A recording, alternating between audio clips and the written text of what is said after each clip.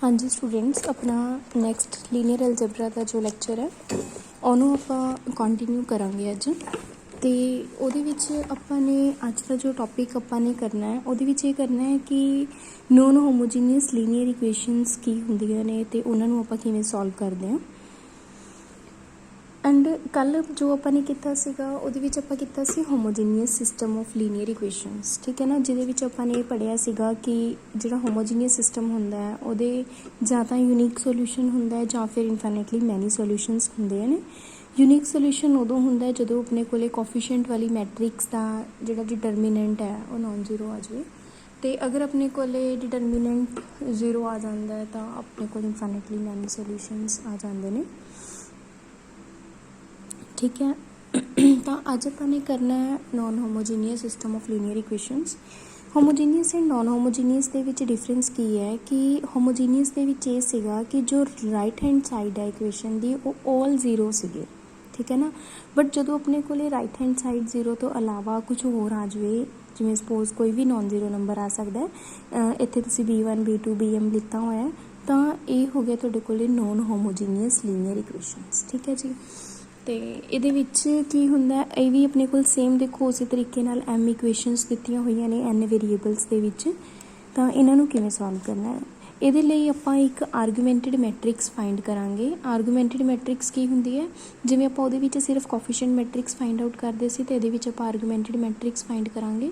ਕੀ ਹੁੰਦੀ ਹੈ ਉਹ ਆਰਗੂਮੈਂਟਡ ਮੈਟ੍ਰਿਕਸ, ਪਹਿਲਾਂ ਤਾਂ ਤੁਸੀਂ ਕੋਫੀਸ਼ੀਐਂਟ ਲਿਖ ਦੇਣੇ ਨੇ, ਸਾਰੇ ਕੋਫੀਸ਼ੀਐਂਟ ਮੈਟ੍ਰਿਕਸ ਲਿਖ ਦੇਣੀ ਹੈ, ਬਸ ਉਹਦੇ ਲਾਸਟ ਜਿਹੜਾ ਇੱਕ ਕਾਲਮ ਐਡ ਕਰ ਦੇਣਾ ਹੈ, ਉਹਦੇ ਵਿੱਚ ਕਾਲਮ B ਵਾਲਾ ਐਡ ਕਰਨਾ ਹੈ। B ਕਿਹੜੀ ਮੈਟ੍ਰਿਕਸ ਹੈ ਤੁਹਾਡੇ ਕੋਲੇ, B1 B2 BM ਤੱਕ। ਮੀਨਸ ਕਿਸ ਤਰੀਕੇ ਦੇ ਨਾਲ ਤੁਸੀਂ ਆਰਗੂਮੈਂਟਡ ਮੈਟ੍ਰਿਕਸ ਲਿਖਣੀ ਹੈ, ਜਿਵੇਂ ਸਪੋਜ਼ ਪਹਿਲਾਂ ਤੁਸੀਂ A11 A12 A1N ਤੱਕ, ਮੀਨਸ ਜੋ ਵੀ ਤੁਹਾਡੀ ਕੋਫੀਸ਼ੀਐਂਟ ਮੈਟ੍ਰਿਕਸ ਹੈ ਤੁਸੀਂ ਉਹ ਸਾਰੀ ਦੀ ਸਾਰੀ ਲਿਖ ਦੋਗੇ A2N ਤੱਕ।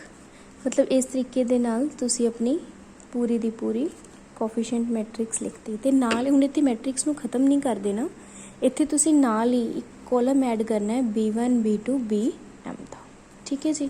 ਇਹ ਆ ਗਈ ਤੁਹਾਡੀ ਆਰਗੂਮੈਂਟਡ ਮੈਟ੍ਰਿਕਸ A ਕਾਲਮ B, ਠੀਕ ਹੈ ਜੀ।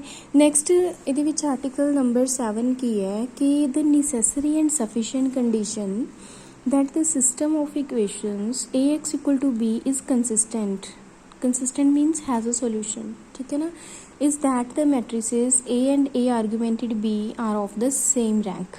मीनस कि अगर तुहाडे कोले a मैट्रिक्स का मीनस ओनली कोफिशिएंट मैट्रिक्स का प्लस ਉਹਦੇ ਆਰਗੂਮੈਂਟਡ ਮੈਟ੍ਰਿਕਸ ਦਾ ਦੋਹਾਂ ਦਾ ਰੈਂਕ ਅਗਰ ਸੇਮ ਹੋਵੇ ਤਾਂ ਆਪਣੇ ਕੋਲੇ ਇਹ ਸਿਸਟਮ ਜਿਹੜਾ Ax = B ਦਾ ਉਹ ਕੰਸਿਸਟੈਂਟ ਸਿਸਟਮ ਹੋ ਜਾਂਦਾ ਹੈ। ਮੀਨਸ ਕਿ ਉਹਦਾ ਕੋਈ ਨਾ ਕੋਈ ਸੋਲਿਊਸ਼ਨ ਜ਼ਰੂਰ ਹੋਊਗਾ, ਭਾਵੇਂ ਉਹ ਯੂਨੀਕ ਸੋਲਿਊਸ਼ਨ ਹੋਵੇ ਭਾਵੇਂ ਇਨਫਾਈਨਾਈਟਲੀ ਮੈਨੀ ਸੋਲਿਊਸ਼ਨਸ ਹੋਣ। ਇਹ ਵੀ ਤੁਹਾਨੂੰ ਡਿਸਕਸ ਕਰਕੇ ਦੱਸਾਂਗੇ ਕਿ ਹੁਣ ਕੰਸਿਸਟੈਂਟ ਤਾਂ ਆ ਗਿਆ ਤਾਂ ਉਹਦੇ ਵਿੱਚ ਦੋ ਕੇਸ ਬਣਦੇ ਨੇ, ਇੱਕ ਤਾਂ ਯੂਨੀਕ ਸੋਲਿਊਸ਼ਨ ਦਾ, ਇੱਕ ਇਨਫਾਈਨਾਈਟਲੀ ਮੈਨੀ ਸੋਲਿਊਸ਼ਨਸ ਦਾ।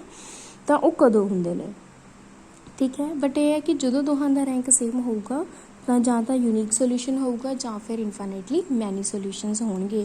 ਜਦੋਂ ਅੱਛਾ ਰੈਂਕ ਜਿਹੜਾ ਹੈਗਾ ਆਰਗੂਮੈਂਟਡ ਮੈਟ੍ਰਿਕਸ ਦਾ ਐਂਡ ਕੋਫੀਸ਼ੀਐਂਟ ਮੈਟ੍ਰਿਕਸ ਦਾ, ਜਦੋਂ ਦੋਹਾਂ ਦਾ ਡਿਫਰੈਂਟ ਰੈਂਕ ਹੋਵੇ ਤਾਂ ਆਪਾਂ ਕਹਿ ਦਾਂਗੇ ਕਿ ਇਹ ਸਿਸਟਮ ਇਨਕਨਸਿਸਟੈਂਟ ਹੈ, ਮੀਨਸ ਕਿ ਉਹਦਾ ਕੋਈ ਵੀ ਸੋਲਿਊਸ਼ਨ ਨਹੀਂ ਹੈਗਾ।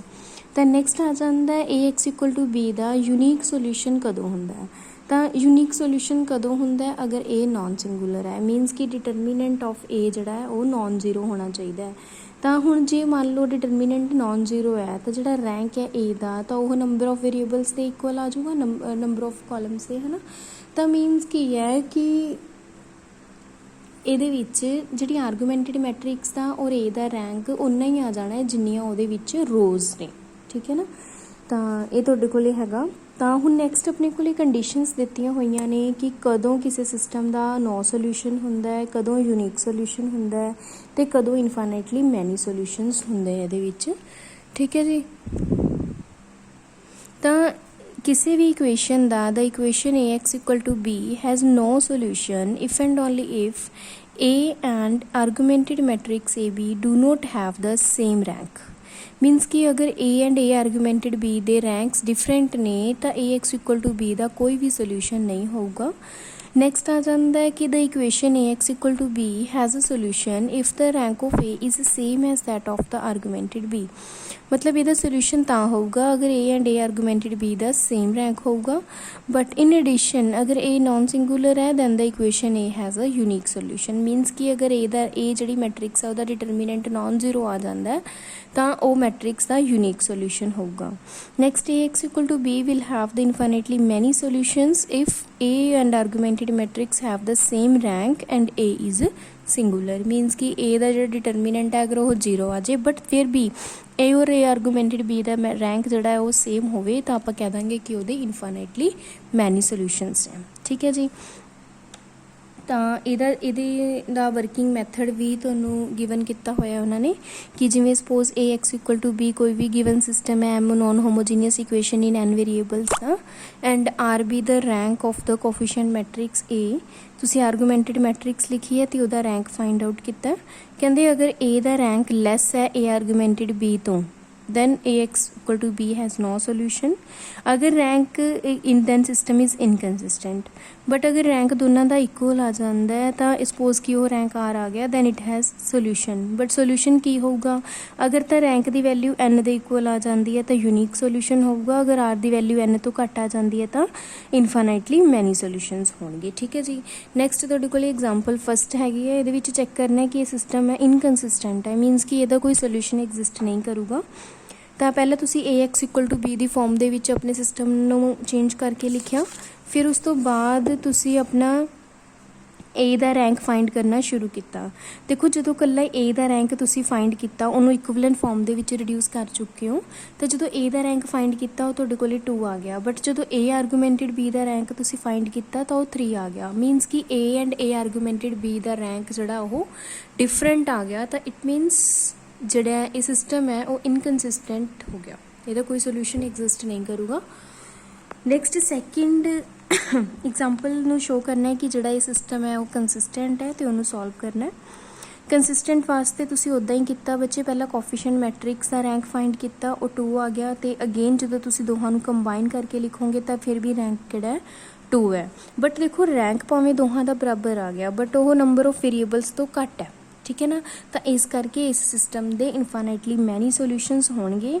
ਤਾਂ ਜਦੋਂ ਇਨਫਾਈਨਾਈਟਲੀ ਮੈਨੀ ਸੋਲਿਊਸ਼ਨਸ ਹੁੰਦੇ ਹੈ ਤਾਂ ਤੁਸੀਂ ਕੀ ਕਰਨਾ ਹੁੰਦਾ ਹੈ, ਜਿਹੜੇ ਹੁਣ ਜਿਵੇਂ ਇਸ ਇਕੁਏਸ਼ਨ ਦੇ ਵਿੱਚ 3 ਵੇਰੀਏਬਲਸ ਨੇ x y ਐਂਡ z, ਤਾਂ ਤੁਸੀਂ ਉਹਨਾਂ ਦੇ ਵਿੱਚੋਂ ਕਿਸੇ ਵੀ ਇੱਕ ਵੇਰੀਏਬਲ ਨੂੰ ਇੰਡੀਪੈਂਡੈਂਟ ਮੰਨ ਕੇ ਚੱਲਣਾ, ਚਾਹੇ ਤੁਸੀਂ x ਨੂੰ ਮੰਨ ਲਓ, ਚਾਹੇ y ਨੂੰ, ਚਾਹੇ z ਨੂੰ।